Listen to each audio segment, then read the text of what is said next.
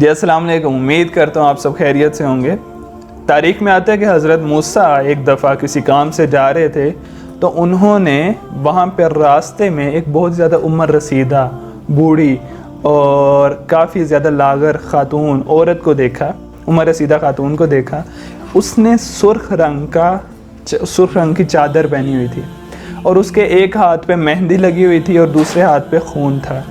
حضرت موسیٰ اس سے پوچھتے ہیں، خاتون تم اتنی بوڑھی ہو اور تم نے یہ سرخ رنگ کا پہنا ہوا اور تمہارے ایک ہاتھ پہ مہندی ہے اور ایک ہاتھ پہ تمہارے خون لگا ہوا، تم کون ہو؟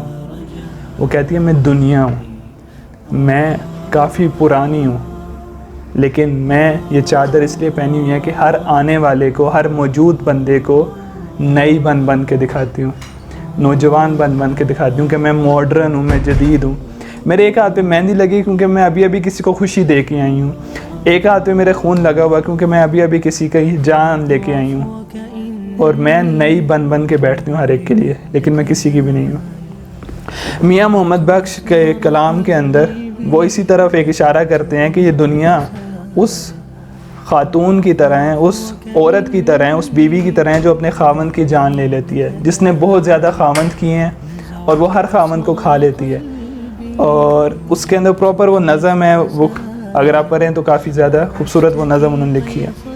تو اسی طرح یہ دنیا ہر ایک کے لیے نئی بن کے بیٹھتی ہے۔ 1980s کا بھی کوئی بندہ ہوگا، وہ کہے گا کہ اس دور میں جب ہم تھے، یا 1880s میں، وہ کہیں گے، ان کو لگتا ہوگا یہی سب سے بیسٹ جدید ماڈرن دور ہے، اس سے آگے کوئی جدید دور نہیں آئے گا۔ اب کے بندے 2020 والے جو بیٹھے ہیں انہیں لگتا ہے یہ ماڈرن ترین دور ہے۔ تو یہ ہر ماڈرن دور جو ان سا ہے وہ آتا جاتا رہتا ہے، اور یہ دنیا سب کو دھوکہ دے رہی ہے۔ تو اس دنیا کے شر سے بچیں، خود کو اس دنیا میں ایک فلاحی انسان کی طرح کا بنائیں، اور اللہ پاک آپ کو فلاحی انسان بنائے اور دوسروں کی فلاحی انسان بننے میں مدد کرنے کی توفیق عطا فرمائے۔ شکریہ۔